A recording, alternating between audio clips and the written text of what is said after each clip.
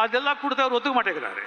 சாமி இந்த உலகத்துல வந்து கடவுள் வந்து எல்லாத்தையும் படைக்கிறாரு, கடவுள் தான் எல்லாம் காப்பாத்துறாரு, கடவுள் தான் எல்லாத்தையும் உருவாக்குறாரு. இது ஒரு சைடுல இருக்கட்டும். இன்னொரு சைடுல என்னன்னா கொஞ்சம் வேறு கடவுள் நம்பிக்கை இல்லாம இருக்கிறாங்க, அவங்களும் வாழத்தான் செய்யறாங்க, அவங்களும் சந்தோஷமா தான் இருக்கிறாங்க, அவங்களும் வாழ்க்கையில வெற்றி பெறாங்க. இது ஒரு சைடுல இருக்கட்டும். அப்படின்னா என்ன ஃபீல்? மதங்களும் கடவுளும் எல்லாம் இருக்காங்க.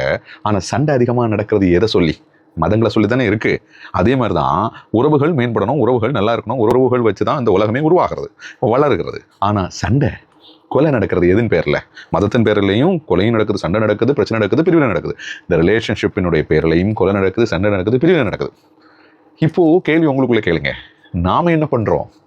நாம மதத்தின் பேர்ல சண்டை வைக்கல, வார்த்தையால கூட யார் கூடயும் சண்டை வைக்கல. என்னுடைய கடவுளை நான் நம்புறேன், மற்ற கடவுளை நான் குத்தம் சொல்லாமல் இருந்தாலே போதும், நான் சந்தோஷமா வாழ்வேன். இல்லை, என் கடவுள் எனக்கு நல்ல ஆசீர்வாதம் கொடுக்குறாரு, அது மட்டும் நமக்கு போதும். இல்லை, மற்ற கடவுளை பற்றி நமக்கு எதுக்கு வேலை? அவங்க கடவுளை அவங்க நம்புறாங்க, அவங்க சந்தோஷமா இருக்கட்டும்.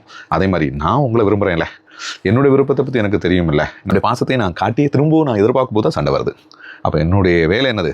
என்னுடைய வேலையை நான் சிறப்பாக செய்யும்போது, என்னுடைய கடமைகளை நான் விரும்பி செய்யும்போது, என்னுடைய தொழிலை நான் வந்து ஆத்மார்த்தமாக செய்யும்போது, நான் நல்லா இருந்தால் எனக்கு மத பிரச்சனையும் கிடையாது, எனக்கு வந்து ரிலேஷன்ஷிப் பிரச்சனையும் கிடையாது, எனக்கு எந்த பிரச்சனையும் கிடையாது. நான் வேலை செய்கிறேன், வேலையில் கிடைக்கக்கூடிய இதில் நான் சாப்பிட்றேன், என்னை சுற்றி இருந்து என்ன நம்பக்கூடியவங்களை நான் நல்லா வச்சுக்கிட்டாலே போதும், நல்லா பிரம்மாண்டமாக வாழலாம். இல்லை?